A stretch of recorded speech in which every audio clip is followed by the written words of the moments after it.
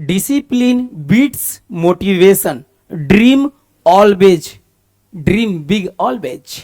यानी टाइटल देख के गुस्सा आ रहा होगा ना, हाँ तुम गद्दार हो, ये बात प्रूफ कर दूं क्या? वे सभी स्टूडेंट गद्दार होते हैं जिन्होंने और जिस स्टूडेंट ने अपने फादर और मदर के बात मान के पढ़ाई नहीं करते हैं, वे सभी स्टूडेंट गद्दार होते हैं। इसीलिए आपको गद्दार बनने की जरूरत नहीं है, आपको ईमानदार बनना है और ईमानदार आप जरूर बनेंगे, मुझे विश्वास है। इसलिए आगे बढ़े और चलते हैं। आज हम पढ़ाने वाले हैं, आज मेरा क्लास रहेगा इस द लिविंग वर्ल्ड में जो है फर्स्ट टॉपिक, उसमें ये फिनिशर क्लास रहेगा, इसलिए पूरे ध्यान से देखिएगा। मैं बढ़ते हैं क्वेश्चन की तरफ, और ये क्लास को समझने के लिए आपको क्या समझना बहुत इंपॉर्टेंट है उस पर आते हैं। और मैं आज बात करेंगे थोड़ा सा डिटेल में, तुम गद्दार नहीं हो, तुम एक ईमानदार बनोगे, मुझे पूरा विश्वास है, क्योंकि तुम्हारे मदर और फादर काफी स्ट्रगल कर रहे हैं तेरे लिए। तो आज हम क्या बताने वाले, प्यार से देखिए, याद रखिएगा हमेशा। ये चैप्टर जो था ना, यस चैप्टर कौन था? 1 था। जिस चैप्टर का नाम क्या था? द लिविंग वर्ल्ड नाम था, यानी लिविंग वर्ल्ड नाम था, याद रखिएगा लिविंग वर्ल्ड नाम था। अब इस लिविंग वर्ल्ड नाम में हमने टॉपिक में क्या जानने को मिला था? यहाँ पे मेरा टॉपिक क्या था? ये टॉपिक ये था, व्हाट आर लिविंग बीइंग था। अब ये लिविंग बीइंग्स में हमने क्या जानने को मिलेगा हम लोग को लिविंग बीइंग्स में? तो देखिए क्या जानने को मिलेगा, मैं अभी बता रहा हूँ। थोड़ा सा इधर लिख दूंगा ना तो आसानी से आपको समझ में भी आएगा, और फिर आसानी से क्या हो जाएंगे, आपके माइंड में इंस्टॉल भी हो जाएंगे। तो देखिए द लिविंग वर्ल्ड हो गया, याद रखिएगा। लिविंग वर्ल्ड में थोड़ा सा यहाँ पे याद रखिएगा क्या लिखे, क्या लिखे? लिविंग, इसीलिए ध्यान रखना है। लिविंग हो गया, टॉपिक का लिविंग वर्ड हो गया, वाटर लिविंग बींग्स हो गया, ये फिनिशर क्लास रहेगा, इसलिए ध्यान रखिएगा। सबसे पहला जो हम लोग को पढ़ना होता है ना, the living, what are living beings में मतलब सजीव क्या है, तो उसमें क्या पढ़ना होता है? सबसे पहले बायोलॉजी के बारे में, कि बायोलॉजी क्या है, मतलब जीव विज्ञान क्या है। जब भी अगर कोई पूछेंगे बायोलॉजी क्या है, तो ध्यान रखिएगा ये एक विज्ञान का शाखा होता है। तो लिख सकते हैं विज्ञान, विज्ञान का वह शाखा, क्या वह शाखा है जिसमें क्या जीव और फिर जंतुओं का स्टडी किए जाते हैं, जंतुओं के ऊपर स्टडी किए जाते हैं का स्टडी होता है, उसे क्या कहते हैं? उसे बायोलॉजी कहते हैं। आई होप आप लोग को समझ में आ गया होगा, उसे बायोलॉजी कहते हैं। आप पूछेंगे सर बताइए बायोलॉजी शब्द कौन से शब्द से मिलके बने हैं? तो ध्यान रखिएगा बायोलॉजी शब्द जो है, ये बायोलॉजी जो वर्ड देख रहे हैं, ये वर्ड 2 ग्रीक वर्ड से मिलके बने। कितने वर्ड से? 2 ग्रीक वर्ड से मिलके बने। फर्स्ट वर्ड का नाम है बायोस, और सेकेंड वर्ड का नाम क्या है? फर्स्ट वर्ड और सेकेंड वर्ड क्या है? याद रखिएगा लोगोस। ये बायोस और लोगोस 2 वर्ड से मिलके बने हैं, ग्रीक वर्ड से बायोलॉजी। बायोस का अर्थ होता है, क्या होता है बायोस का अर्थ?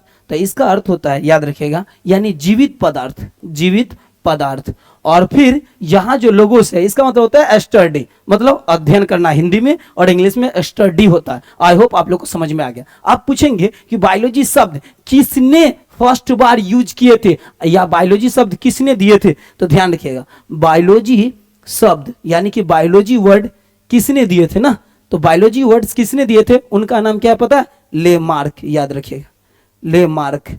लेमार्क और दूसरा नाम क्या है? लेमार्क प्लस ट्रीवीरेनस, वीरेनस, याद रखिए वीरेनस, वीरेनस हो गया। तो याद रखिएगा लेमार्क और प्लस में ट्रीवीरेनस, ये 2 ऐसे नाम हैं जिन्होंने क्या कौन सा शब्द दिया था? तो बायोलॉजी शब्द दिया था। ये दिमाग में सेट रखिएगा, ट्रीवीरेनस और ये लेमार्क थे। Please please please please please, ये क्या हो गया?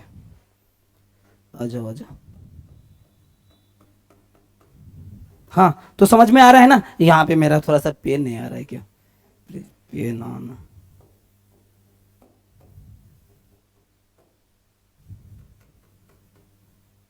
अरे यस, तो यहाँ ट्रीवीरेनस ध्यान रखना है, ट्रीवीरेनस हो गया। ये 2 साइंटिस्ट थे जिन्होंने कब कितने ईस्वी में? 1802 ईस्वी में बायोलॉजी शब्द दिए थे और बायोलॉजी शब्द का यूज भी किए थे। तो जब भी अगर पूछेंगे बायोलॉजी शब्द के फादर कौन है, तो याद रखिएगा लेमार्क और प्लस में ट्रीवीरेनस, ये है किसका? बायोलॉजी शब्द के फादर। बायोलॉजी ग्रीक वर्ड से बने हुए। आप पूछेंगे बायोलॉजी के कितने ब्रांच है, तो याद रखिएगा बायोलॉजी के 2 ब्रांच है। ये बायोलॉजी के कितने ब्रांच है? 2 ब्रांच।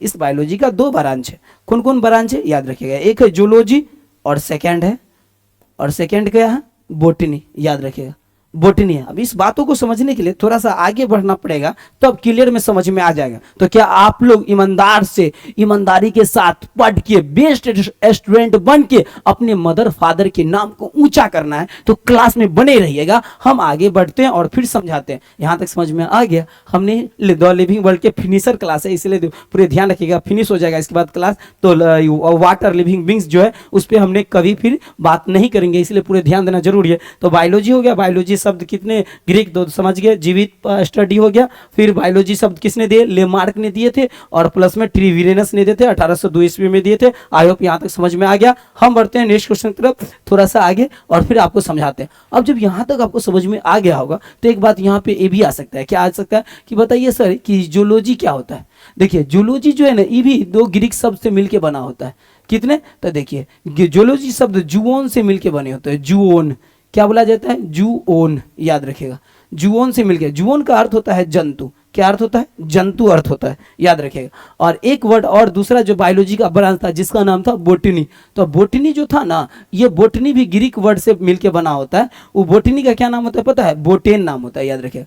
और ये बोटेन, तो बोटेन क्या होता है? बोटेन है, बोटेन। याद रखिएगा बोटेन, बोटेन हो गया। तो बोटेन में क्या है? ये बोटेन का अर्थ क्या होता है? मतलब पूछेंगे कि बोटेन का ग्रीक में क्या अर्थ है, तो याद रखिएगा पौधा होता है। अब ये पौधा है, इसीलिए बोटनी एक ऐसा ब्रांच है जिसमें पेड़ पौधा के ऊपर स्टडी किए जाते हैं। और जूलॉजी एक ऐसा ब्रांच है जिसमें किसके बारे में स्टडी किए जाते हैं? जीव जंतु के बारे में। तो जब भी अगर पूछा जाएगा जूलॉजी क्या है, तो लिखिएगा साइंस का वह शाखा। साइंस का वह शाखा क्या है? वह शाखा है जिसमें क्या? जिसमें किसके बारे में? जंतुओं के ऊपर स्टडी किए जाते हैं। आई होप आप लोगों को समझ में आ रहा है। स्टडी किए जाते हैं उसे क्या कहते हैं? जूलॉजी कहते हैं। यानी जूलॉजी कहते हैं। यहाँ तक समझ में अगर आ गया होगा तो आगे आप समझाते हैं और बताते हैं। अब आएगा यहाँ पे क्या? नेक्स्ट क्वेश्चन, बोटनी क्या है? अब बोटनी क्या है इसको समझने के लिए यहाँ पे आएंगे। कहाँ पे? देखिए अब यहाँ पे लिखेंगे साइंस का वह शाखा। साइंस का वह शाखा है जिसमें क्या? जिसमें क्या चाहिए? पेड़ पौधा के ऊपर स्टडी किए जाते हैं। उसे क्या कहते हैं? बोटनी कहते हैं। आई होप आप लोग को समझ में आ गया। बोटनी का फादर के बारे में अगर बात किया जाएगा कि जैसे जूलॉजी का फादर कौन है, तो याद रखिएगा अरिस्टोटल है। कौन है? अरिस्टोटल। अरिस्टोटल जी का बर्थ कब हुआ था? याद रखिएगा 384 से 322 ये उनका बीसी रहा। ठीक है, ये ध्यान में रखिएगा। और बोटनी के फादर के बारे में पूछेंगे तो बोटनी के फादर हो गए थियोफराइटस। याद रखिएगा थियोफ्रास्टस हो गया, फ्रास्टस। और इनका बर्थ कब था? तो याद रखिएगा 371 से लेकर 287 बीसी में इनका बर्थ हुआ था। यानी जो थियोफ्रास्टस जो है, थियोफ्रास्टस वो अरिस्टोटल के स्टूडेंट हुए। तो ये टीचर है और वो स्टूडेंट है, ये भी माइंड में रखिएगा। और थियोफ्रास्टस स्टूडेंट, ये दोनों जो थे ना ये ग्रीक फिलोसफर है, ये भी माइंड में याद रखिएगा। ग्रीक फिलोसफर थे। क्या थे? ग्रीक फिलोसफर थे। तो याद रखिएगा बहुत बड़े साइंटिस्ट थे, फिलोसफर थे, ग्रीक फिलोसफर। ये जो अरिस्टोटल और थियोफ्रास्टस कोई सिंपल साइंटिस्ट ने, एक क्या ग्रीक फिलोसफर थे जिन्होंने काफी साइंस में अपना क्या दिए? कंट्रीब्यूट किए। अपना मतलब एक तरह से कंट्रीब्यूट मतलब समझ रहे हैं ना, यानी कि पूरी तरह से क्या किए? अपना योगदान दिए। आई होप आप लोग को समझ में आ गया होगा। आगे बढ़ते हैं और फिर आपको इसमें समझाते हैं कि क्या वाटर लिविंग बींग्स में कौन कौन से पॉइंट को समझना इंपॉर्टेंट होता है। द लिविंग वर्ल्ड के जो चैप्टर में जो फर्स्ट आते हैं टॉपिक, उसको समझने में कौन कौन पॉइंट को ध्यान रखना है, इसको समझाने के लिए आगे थोड़ा बढ़ते हैं और जानते हैं। ऐसे आप लोग देख लीजिए, ये रहा ये रहा समथिंग पॉइंट रहा वाटर लिविंग मतलब सजीव क्या है, उसमें कौन कौन पॉइंट आपको आ सकते हैं क्वेश्चन, और कोई भी आपसे कहाँ से क्वेश्चन पूछेंगे यही सबसे पूछ सकते हैं। फिर आपको अगर ज़्यादा क्वेश्चन अगर पूछेंगे तो ये हो गया कि बायोस लोगोस हो गया। आपने ये नोटिस कर ही लिया कि बायोलॉजी से अगर पूछेगा शब्द के बारे में तो आपने जान ही गया कि बायोस हो गया और प्लस लोगोस हो गया। आपसे अगर ये पूछ दिया कि बायो जो ये बताइए क्या चीज़ कि ये क्या जो बायोलॉजी के ब्रांच, तो आप समझ ही गए कि इसमें दो ब्रांच होता है, एक लॉजी होता है, सेकंड होता है बोटनी होता है। तो जूलॉजी हो गया और बोटनी हो गया। फिर नेक्स्ट पॉइंट हम ये भी बता दिए कि बताइए अरिस्टोटल कौन थे, तो अरिस्टोटल के बारे में हमने और प्लस में थियोफ्रास्टस जी के बारे में आपको एक्सप्लेन कर ही दिए। तो यहाँ तक आपको समझ में अगर आ गया होगा, फ्रास्टस जी के बारे में थियोफ्रास्टस हो गया और ये सब समझ में आ गया होगा, तो आगे हम आपको जो बताने वाले हैं, अब ये बताने वाले हैं क्या, तो ये बताने देखिए अब हम बताएंगे आपको स्कोप ऑफ बायोलॉजी। क्या बताएंगे? Scope of biology. जब भी अगर कोई पूछेंगे कि बताइए मतलब जीव विज्ञान का अपना स्कोप क्या है, तो एक चीज हमेशा ध्यान रखिएगा, स्कोप ऑफ बायोलॉजी में क्या होता है कि बहुत इंपॉर्टेंट है बायोलॉजी पर जो है ना कौन कौन से मतलब साइंस का इफेक्ट पड़ा। तो नेगेटिव बायोलॉजी पर जो है इफेक्ट जब पूछेगा कि कौन कौन से साइंस का इफेक्ट पड़ा, मतलब दूर इसका दुष्प्रभाव पड़ा, कौन कौन साइंस का इस पे इफेक्ट पड़ा, तो याद रखेगा एक साइंस हो गया आपको कौन, फिजिकल साइंस का इस पर इफेक्ट पड़ गया। तो फिजिकल साइंस हो गया जिसका इफेक्ट जीव विज्ञान पर पड़ा आगे चल के, और फिर केमिकल साइंस हुआ, इसका भी इफेक्ट पड़ा जिसके कारण बेचारा जीव विज्ञान को थोड़ा सा बदलना पड़ा, केमिकल हो गया। फिर हो गया कंप्यूटर साइंस, इस सब का इस पर इफेक्ट पड़ा। और फिर जब इफेक्ट पड़ा ना तो बायोलॉजी भी अपना रूप को बदल लिया। बायोलॉजी जब इफेक्ट हो गया तो फिर एक नया रूप धारण कर लिया। अब वो रूप क्या धारण किया, बायो केमिस्ट बन गया, बायो केमिस्ट्री बन गया। फिर एक नया रूप धारण किया, बन गया बायो इन्फॉर्मेटिव बन गया, informative science, bio informative science, bio chemistry science. तो इस तरह से इन्फॉर्मेटिव साइंस हो गया। फिर आगे चल के बायो ने अपना रूप धारण किया, बायो क्या हो गया, इन्फॉर्मेटिव गया, बायो कंप्यूटर साइंस, तो कंप्यूटर साइंस भी बन गया। अब आगे अगर चलेंगे तो यहाँ पे और आ जाता है, जैसे में बायो फिजिक्स भी बन गया इस तरह से। और फिर आगे चल के बायोटेक्नोलॉजी भी आ गया। अब ये टेक्नोलॉजी इसलिए आना पड़ा क्योंकि टेक्नोलॉजी के कारण क्या हुआ कि हमारे शरीरों में कुछ अनुवांशिक जेनेटिक क्या इफेक्ट के कारण कुछ बीमारियां हो जाते थे। उस बीमारियों से बचने के लिए हमारे बायोलॉजी में इस ब्रांच को आना जरूरी था। तो बायोटेक्नोलॉजी के द्वारा क्या हुआ कि आज के दौर में हम जितने भी जैसे ट्रीटमेंट से रिलेटेड है, जैसे ट्रीटमेंट से रिलेटेड क्या है, जैसे कोई मेडिसिन है, तो मेडिसिन को बनाने के लिए अब हमको टेंशन नहीं लेना पड़ेगा, बल्कि बायोटेक्नोलॉजी ने आसान कर दिया। अब इसको स्कोप ऑफ बायोलॉजी से ये जानने को मिला, जो हमको क्या किया, आज हमारे पास जितने भी डिजीज है उसको खत्म करने के लिए, मारने के लिए हमारे पास में हर टाइप के साइंस अवेलेबल है, हम उसको मार सकते हैं, खत्म कर सकते हैं। अब यही नहीं, बात यहीं तक नहीं रुकता है, बात वहां तक और बढ़ गया। कहाँ, अब ये सिर्फ यही में नहीं, और सर साथ में कहाँ आ गया, तो याद रखेगा green revolution, green revolution green revolution में भी एक क्रांति लाया जिसको बोलते हैं हरित क्रांति। तो ग्रीन रेवोल्यूशन में भी इसका बहुत बड़ा योगदान रहा। क्या योगदान रहा, तो देखिए एक आया नया संकर किस्म का क्या आया, फसल आया, मतलब बीज आया। संकर किस्म के द्वारा एक सीड को तैयार किया गया। संकर किस्म के द्वारा जब सीड तैयार किया तो क्या क्या बन गया, तो देखिए डेयरी प्रोडक्शन का निर्माण हुआ बायोटेक्नोलॉजी के द्वारा। फिर क्या हुआ, पोल्ट्री, समझ ही रहे हैं, पोल्ट्री का भी निर्माण हुआ इसके द्वारा, बायोटेक्नोलॉजी के द्वारा। तो इसीलिए बहुत इंपॉर्टेंट क्या हो जाता है, तो आप देखिए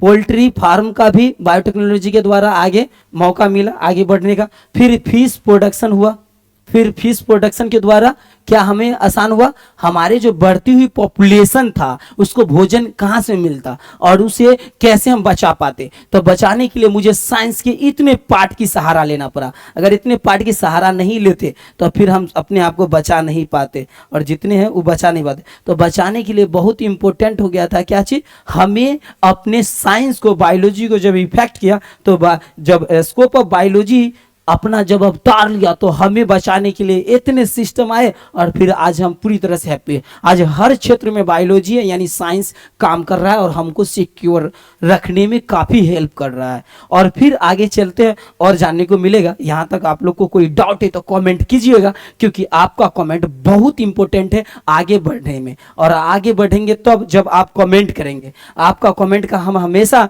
क्या करते हैं, जानने की कोशिश करते हैं। आप लोग कमेंट नहीं करते हैं तो फिर हम क्या जान पाएंगे। तो इसीलिए आप लोग अपना ध्यान बनाए रखिए हमारे क्लास में।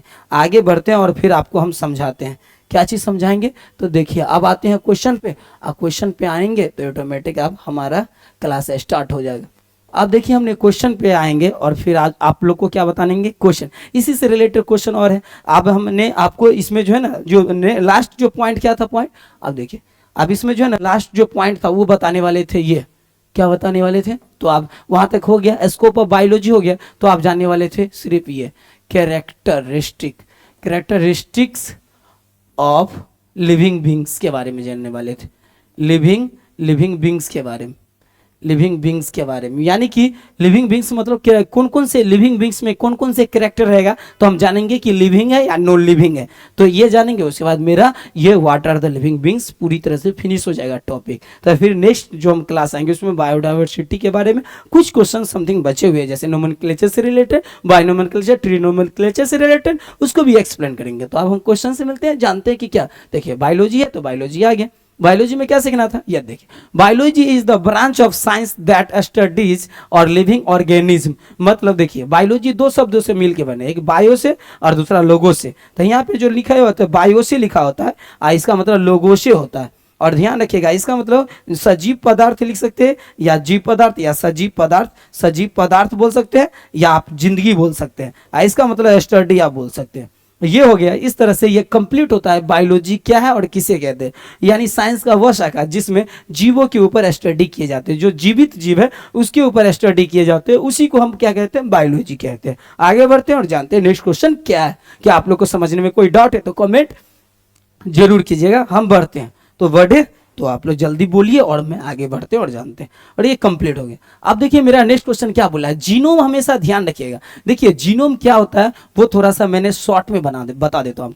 देखिए आप लोग जानते होंगे जीन देखिए मान लीजिए कोई एक बुक है तो जीन हो गया एक तरह से सेंटेंस, और उस सेंटेंस को अगर मान लीजिए आपको, और फिर क्रोमोसोम तो आप जानते हैं क्रोमोसोम कितने होते हैं, तो 46 होते हैं, और 23 उसका क्या होता है, पेयर होता है, जिसके कारण वहां तो सेक्स क्रोमोसोम हमेशा याद रखिएगा कितने जोड़े होते हैं, 2 जोड़े होते हैं, यानी 4 होते हैं। और ये कितना, नहीं एक जोड़ा होता है सेक्स क्रोमोसोम, और कितना होता है, और 22 जोड़ा होता है क्या चीज, तो याद रखिएगा कौन, ऑटो क्रोमोसोम। तो सेक्स क्रोमोसोम 1 जोड़ा और ऑटो क्रोमोसोम 22 जोड़ा, तो 22 दूना 44, और सेक्स क्रोमोसोम 1 जोड़ा, तो 2, 44 और 2 कितना, 46 हो गया। तो याद रखिएगा 46 क्रोमोसोम है। तो ये हो गया एक तरह से क्या हुआ, चैप्टर हो गया। और ये बॉडी में हमको समझने के लिए एग्जाम्पल समझा रहे हैं। और जीनोम जो हो गया ना, जीनोम, तो जीनोम, एक मिनट, सॉरी एक मिनट, लेटर तुम ऐसे क्यों भाग जाते हो, जीनोम प्लीज, हाँ जीनोम हो गया, और जीनोम के जीनोम। अब देखिए जीनोम क्या हो गया, एक बुक हो गया। तो हमेशा ध्यान रखिएगा कि जीन किस में पाया जाता है, तो डीएनए का एक छोटा भाग होता है, डीएनए का छोटा भाग है। क्रोमोसोम किस में होता है, तो याद रखिएगा डीएनए की ही धागा से, डीएनए से इसका बना होता है धागा। इसी धागा में जीन भी हो सकता है, जीन भी रहता है इसी धागा में। तो डीएनए से इसका धागा बना रहता है, किसका धागा बना रहता है, क्रोमोसोम का। क्रोमोसोम, अब जब डीएनए के पूरा जो ग्रुप रहता है वो ग्रुप रहता है जीनोम में। ये बात माइंड में याद रखिएगा। तो यहाँ क्या बोल रहा है, a genome is the complete set of genetic material present in an organism. मतलब कि it contains all genes of an organism. मतलब यह जीव के सभी जीनों को सम्मिलित करता है। और कैरेक्टरिस्टिक ऑफ लिविंग बींग्स के बारे में आगे चल के हम बात करेंगे, जानेंगे। आपने जीनोम को समझ गए, मतलब genome is the complete set of क्या, सेट ऑफ क्या, तो याद रखिएगा DNA present in an organism, मतलब क्या, जीनोम किसी भी जीवों में मौजूद डीएनए का एक समूह होता है जिसे जीनोम कहते हैं। आई होप आप लोगों को समझ में। जीनोम इसलिए जरूरी है क्योंकि मान लीजिए फ्यूचर में, अभी तक क्या है कि हमारे कोई इफेक्ट होता है जेनेटिक इफेक्ट, तो हम रोगों को नहीं पता कर पाते हैं, लेकिन जीनोम को, जब हम जीनोम को, अपने जीनोम के ऊपर जो अभी रिसर्च चल रहा है, जब हम जीनोम को पूरी तरह से अपने कवरेज में कर लेंगे तो फ्यूचर में जो भी होता है, क्या होता है, हेरिडिटी से रिलेटेड, यानी कि जेनेटिक जो भी होगा, यानी डिजीज, उस डिजीज को हम समाप्त कर पाएंगे जीनोम के माध्यम से। क्यों? क्योंकि जीनोम में पूरा डीएनए रहेगा, तो हम आसानी से जीनोम के द्वारा जेनेटिक जो भी डिजीज है उससे हम जीत पाएंगे और उसका हम सही से ट्रीटमेंट कर पाएंगे। तो फ्यूचर में जीनोम के द्वारा हम होने वाले जेनेटिक साइड इफेक्ट बोलिए या जेनेटिक डिजीज से हम आसानी से जीत जाएंगे। कोई भी बीमारी, काना, कोतरा, लुल्हा, काला, बहरा, गंगा, बोना जो भी बन जाते हैं, ये सब नहीं बन पाएंगे जीनोम के द्वारा। इसीलिए अभी स्टडी चल रहा है। आई होप आप लोग को समझ में आ गया होगा। हम बढ़ते हैं नेक्स्ट क्वेश्चन की तरफ। तो जीनोम जब भी बोलेगा तो एकदम आसान है। फ्यूचर में होने वाले जेनेटिक डिजीज को खत्म करने के लिए जीनोम के ऊपर रिसर्च चल रहा है।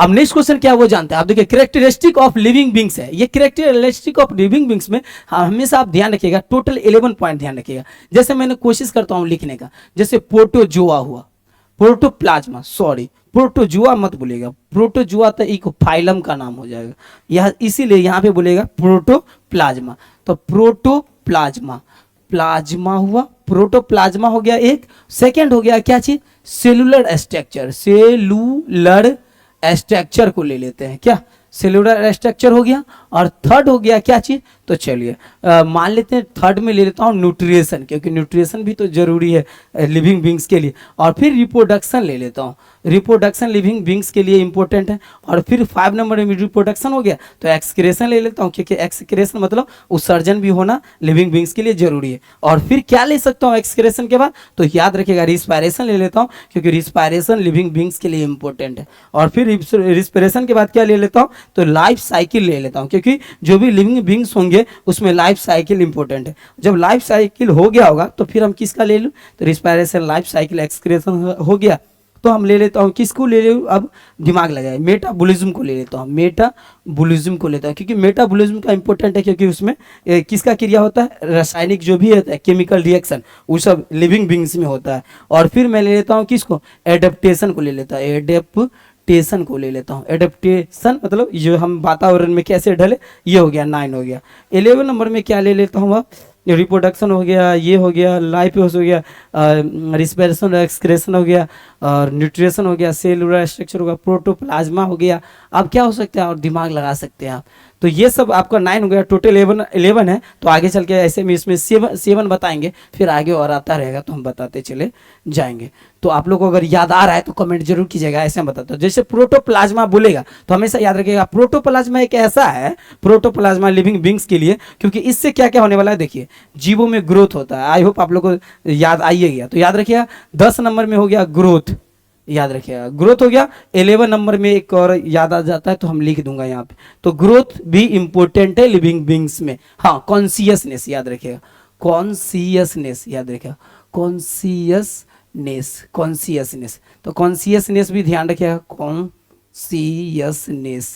तो कॉन्सियसनेस जो है ना, कॉन्सियसनेस भी इंपॉर्टेंट है। किसके लिए इंपॉर्टेंट है कॉन्सियसनेस, तो कॉन्सियसनेस किसके लिए इंपॉर्टेंट है, तो याद रखिएगा टोटल मिला के 11 हो गया। तो 11 इंपॉर्टेंट होते हैं लिविंग बींग्स के लिए। तो यहाँ पे क्या है, तो याद रखिएगा ग्रोथ होते हैं, और ग्रोथ होते हैं किसमें ग्रोथ होते हैं, तो याद रखिएगा ग्रोथ होते हैं। फिर क्या होते हैं, डाइजेशन का क्रिया भी, डाइजेशन का भी क्रिया, डाइजेटिव का क्रिया प्रोटोप्लाज्मा से होता है। प्रोटोप्लाज्मा एक जीवों का क्या है, याद रखिएगा वही मूल है, यानी कि जो जीव होते हैं ना उसका मेन जो मूल होते हैं प्रोटोप्लाज्मा ही होते हैं। ये बात को हमेशा ध्यान में रखिएगा। तो आगे अब ये डाइजेशन हो गया, सॉरी प्लीज क्या हो गया, आराम से, प्रोटोप्लाज्मा हो गया और इससे डाइजेशन होता है। फिर क्या होता है कि ग्रोथ का काम होता है, डाइजेशन, रेस्पिरेशन, मतलब कोई भी जो है ना, मतलब ये जो भी जीव है ना उसका मूल जो इकाई है प्रोटोप्लाज्मा है। आई होप आप लोग को समझ में आ गया होगा। हम बढ़ते हैं नेक्स्ट क्वेश्चन की तरफ, फिर जानते हैं नेक्स्ट में इसमें से 11 के बारे में बताऊंगा, लेकिन इस क्लास में 7 के बारे में बताऊंगा। तो प्रोटोप्लाज्मा समझ गए। प्रोटोप्लाज्मा सभी जीवों के क्या है, एक देखिए, called the physical basis of life, मतलब जो भी हमारा बॉडी में कार्य होते हैं जैसे ग्रोथ का, डाइजेशन, रिस्पिरेशन, ये सब ऑल मेटाबॉलिक एक्टिविटीज अकर इन प्रोटोप्लाज्मा, सभी उपापचय क्रियाएं इसी में होती है। यानी जो भी होती है मेटाबॉलिज्म का काम वो सब प्रोटोप्लाज्मा ही होता है, क्योंकि जीवों का मूल क्या है, एक इकाई है जीवों का, क्योंकि मूल इकाई, इसके अलावा कुछ आगे नहीं हो सकता है। तो ये रहना प्रोटोप्लाज्मा फर्स्ट इंपोर्टेंट है। प्रोटोप्लाज्मा मतलब यानी जीवों का मूलभूत इकाई है, और इसी के द्वारा फिर आगे बढ़ता है। जैसे सेल मूलभूत इकाई होता है, संरचनात्मक और कार्यात्मक इकाई कौन होता है, सेल होता है जीवों के लिए, इसी टाइप। तो बढ़ते हैं नेक्स्ट क्वेश्चन पर जाते हैं। नेक्स्ट क्वेश्चन क्या है, अब देखिए नेक्स्ट क्वेश्चन क्या है, केटाबोलिज्म। याद रखिए केटाबोलिज्म का क्या हम कहते हैं, catabolism is the break down of complex molecules into simple substance. यानी ध्यान रखिएगा एक चीज, केटाबोलिज्म से क्या होता है, रिस्पिरेशन, डाइजेशन का काम होता है, ये एनर्जी रिलीज करता है। याद रखिएगा मेटाबोलिज्म का दो होता है पार्ट, कितने पार्ट होता है, दो पार्ट होता है। मेटाबोलिज्म का दो पार्ट होता है, एक पार्ट का नाम क्या होता है, याद रखिएगा केटाबोलिज्म होता है, और फिर एक पार्ट का नाम होता है जिसको हम बोलते हैं क्या चाहिए, एनाबोलिज्म बोलते हैं। एनाबोलिज्म, आई एनाबोलिज्म और केटाबोलिज्म को समझने के लिए एकदम आसान वर्ड याद रखिए। जब भी अगर बोलेगा एनाबोलिज्म तो याद रखिएगा एनाबोलिज्म का क्या काम होता है, स्ट्रक्चर बनाना, यानी बॉडी का स्ट्रक्चर बनाने का काम करता है।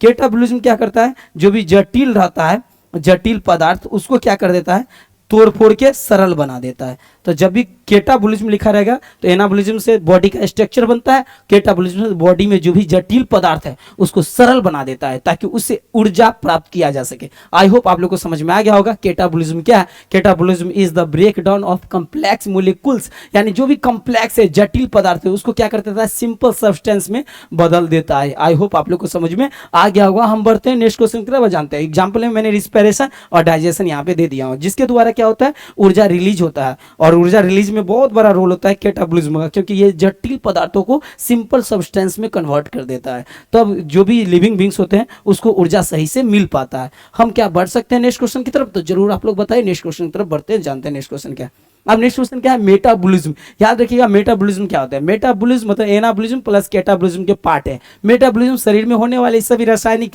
केमिकल रिएक्शन को कंट्रोल करता है। इट इज लीड करता है, समझिए, या कंट्रोल लीड करता है, याद रखिए। It is a defining feature of living organism, यह जीवों की मुख्य पहचान दिलाता है। मेटाबॉलिज्म हमेशा ध्यान रखिएगा, एक ही वर्ड ध्यान रखिएगा जिससे आपको ऑटोमेटिक समझ में आ जाएगा। मेटाबॉलिज्म बॉडी में होने वाले जितने भी केमिकल रिएक्शन है उस सब केमिकल रिएक्शन को क्या करता है, रिएक्शन को लीड करने का काम करता है मेटाबॉलिज्म। लीड करने का काम करता है मेटाबॉलिज्म। मेटाबॉलिज्म के दो पार्ट होते हैं, केटाबॉलिज्म और एनाबॉलिज्म। जो केटाबॉलिज्म के बारे में बात कर लिए, एनाबॉलिज्म के बारे में आगे बात करेंगे। आई होप आप लोग को समझ में आ गया होगा। हम बढ़ते हैं नेक्स्ट क्वेश्चन की तरफ, जानते हैं नेक्स्ट क्वेश्चन क्या है। बढ़े तो बढ़ते हैं। आप देखिए नेक्स्ट क्वेश्चन क्या है उसको जानते हैं। देखिए आप सेलुलर स्ट्रक्चर के बारे में जानते हैं। हमने बोले थे ना कि लिविंग बींग्स में सेलुलर स्ट्रक्चर जरूरी है, क्योंकि सभी जीवों का शरीर सेल से बने होते हैं, छोटे छोटे सेल से। All living beings are made up of cell, जितने भी होते हैं लिविंग बींग्स उस सभी का शरीर सेलों से मिलकर बने होते हैं। Cell is the structural and functional. Cell जो है ना जीवों के लिए क्या है, याद रखिएगा, सेल जो है वो जीवों के लिए दो काम होता है। दो कौन कौन काम होता है, याद रखिएगा। एक होता है स्ट्रक्चरल, होता है स्ट्रक्चरल, याद रखिएगा, स्ट्रक्चरल होता है स्ट्रक्चरल। एक मिनट प्लीज।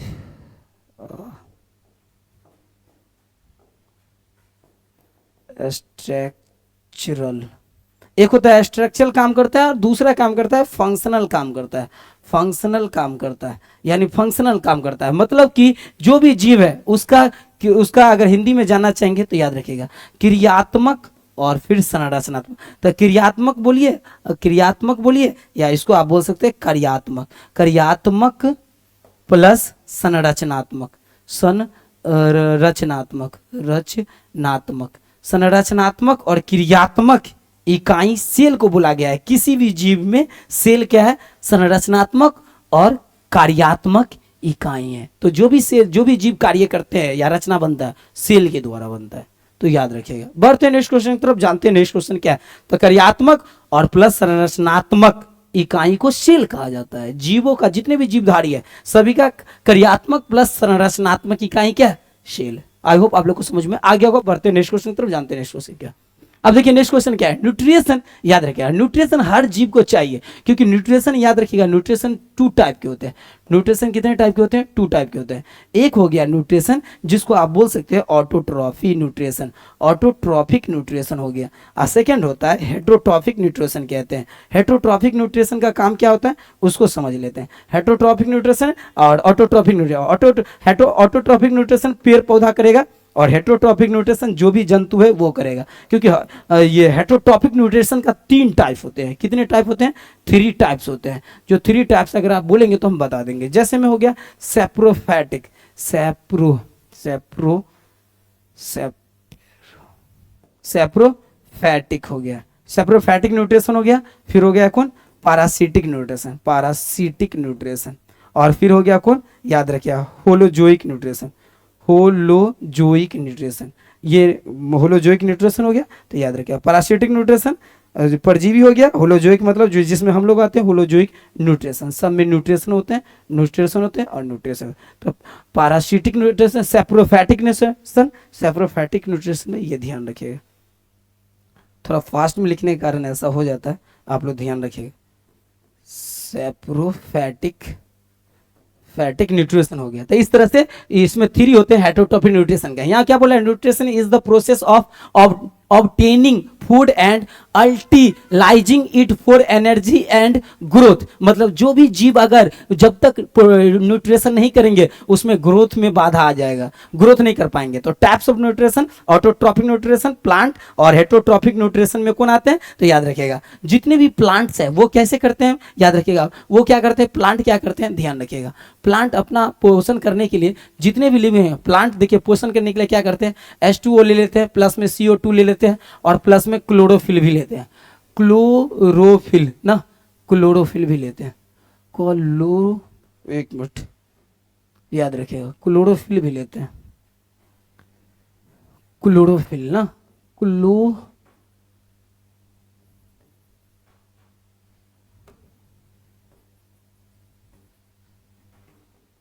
हो गया, आ जाओ। तो देखिए क्लोरोफिल हो गया, क्लोरोफिल यानी कि क्लोरोफिल और प्लस में क्या करते हैं? याद रखिएगा यानी सूर्य का प्रकाश, ये सब लेके प्लांट H2O CO2 और क्लोरोफिल और सूर्य का प्रकाश लेके क्या चीज बनाते हैं पता? ये चीज बनाते हैं, वसा बना देते हैं। वसा प्लस प्रोटीन बनाते हैं। और प्रोटीन और प्लस क्या बनाते हैं? कार्बोहाइड्रेट बनाते हैं। अब ये कार्बोहाइड्रेट बना के और आराम से बना देते हैं, हाइड्रेट बना देते हैं कार्बोहाइड्रेट, और कार्बोहाइड्रेट बना के आराम से क्या करते हैं जंतु? इसको हेटरोट्रॉफिक, ये सब को आराम से खा जाते हैं हेटरोट्रॉफिक। तो याद रखिएगा पौधा के द्वारा वसा, प्रोटीन, या कार्बोहाइड्रेट तैयार होता है, ये सब के द्वारा प्लांट तैयार करते हैं ये सब। और H2O CO2 chlorophyll Surya Prakash के द्वारा पौधा अपना भोजन बनाते हैं, और उसके पौधे के द्वारा वसा, प्रोटीन, कार्बोहाइड्रेट तैयार हो जाते हैं, जिसके द्वारा हेटरोट्रॉफिक के जितने भी जंतु होते हैं, जीव होते हैं, सब अपना भोजन कंप्लीट कर लेते हैं इसके माध्यम से। बढ़ते हैं नेक्स्ट क्वेश्चन की तरफ, जानते हैं नेक्स्ट क्वेश्चन क्या है, और फिर तेजी में ऐसे में सारे क्वेश्चन जान पाएंगे। तो आप लोग को फास्ट होना बहुत जरूरी है। अब देखिए नेक्स्ट क्वेश्चन क्या है उसको जानते हैं। हेटरोट्रॉफिक में एनिमल्स आ जाएंगे, depend on other organism for food. मतलब ये हेटरोट्रॉफिक जो है ना वो हमेशा डिपेंड रहते हैं, किस पे रहते हैं? अदर ऑर्गेनिज्म पे डिपेंड रहते हैं। कौन डिपेंड रहते हैं? तो हेटरोट्रॉफिक डिपेंड रहते हैं, ये हमेशा ध्यान में रखेगा। तो हेटरोट्रॉफिक जितने भी है जीव, तो जंतु, वो सब डिपेंड रहते हैं, किस पे डिपेंड रहते हैं? तो डिपेंड रहते हैं अदर ऑर्गेनिज्म पर डिपेंड रहते हैं। तो इसका 3 टाइप होते हैं, जिसमें सैप्रोफैटिक, पैरासिटिक, होलोजोइक आते हैं। बढ़ते हैं नेक्स्ट क्वेश्चन की तरफ, जानते हैं नेक्स्ट क्वेश्चन क्या है।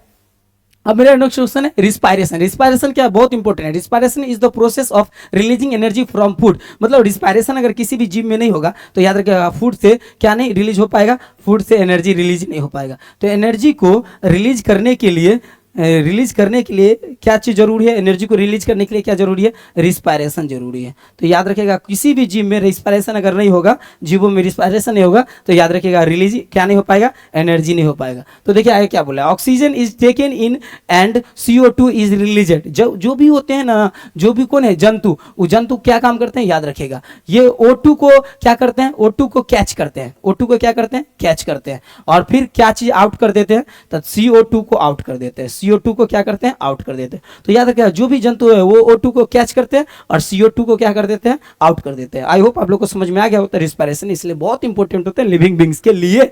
तो आप लोग को समझ में आ रहा है तो सारे प्यार से कमेंट कीजिएगा और समझ में आ रहा होगा। तो हम बढ़ते हैं नेक्स्ट क्वेश्चन की तरफ ताकि हमारा कम समय में ज्यादा क्वेश्चन आप लोग को समझ में आ सके। अब ग्रोथ लिविंग बींग्स का ही है, याद रखिएगा। डिफिनेशन क्या बोला, growth is the permanent increase in size and mass. Growth के द्वारा जीवों में, लिविंग बींग्स में दो काम होता है, साइज में होता है डेवलपिंग, मास में डेवलपिंग होता है। जैसे प्लांट को कंटिन्यूअस क्या है जीवन भर, आगे इन एनिमल्स में क्या होता है अप टू सर्टेन एज, मतलब एक निश्चित आयु तक क्या होता है। जब भी देखिए ये ग्रोथ जो है ना, यहाँ लिमिट लग जाते हैं। ग्रोथ जो है ना वो जंतु में लिमिट लग जाते हैं, याद रखिएगा, यहाँ लिमिट लग जाता है, जंतु में ग्रोथ लिमिट हो जाता है। लेकिन अगर बात करें, अगर प्लांट की बात करें तो प्लांट में अनलिमिटेड होते हैं। अनलिमिटेड क्या होते हैं, ग्रोथ होते रहते हैं। तो याद रखिएगा अनलिमिटेड जो ग्रोथ होते हैं, किस में ग्रोथ होते हैं, अनलिमिटेड ग्रोथ होते हैं। तो याद रखिएगा अनलिमिटेड ग्रोथ होते हैं प्लांट में, और जो भी एनिमल होते हैं उसमें लिमिट लग जाते हैं ग्रोथ में। इसीलिए आप लोग को समझ में आ गया होगा। मेरा ये क्वेश्चन इस तरह से पूरा कंप्लीट हो जाता है और फिर हम नेक्स्ट क्लास में मिलेंगे तो जानेंगे डीप और डिटेल में। ऐसे आप लोग नोट नहीं किए होंगे तो देख लीजिए, समझ लीजिए। जहाँ भी कंफ्यूजन होगा वहाँ आप कमेंट कीजिएगा, मैं आपका कमेंट का हमेशा ध्यान रखेंगे। तो आज का क्लास कैसा लगा आप लोग कमेंट जरूर कीजिएगा। थैंक यू सो मच, फिर मिलते हैं नेक्स्ट क्लास में। Wish you all the best.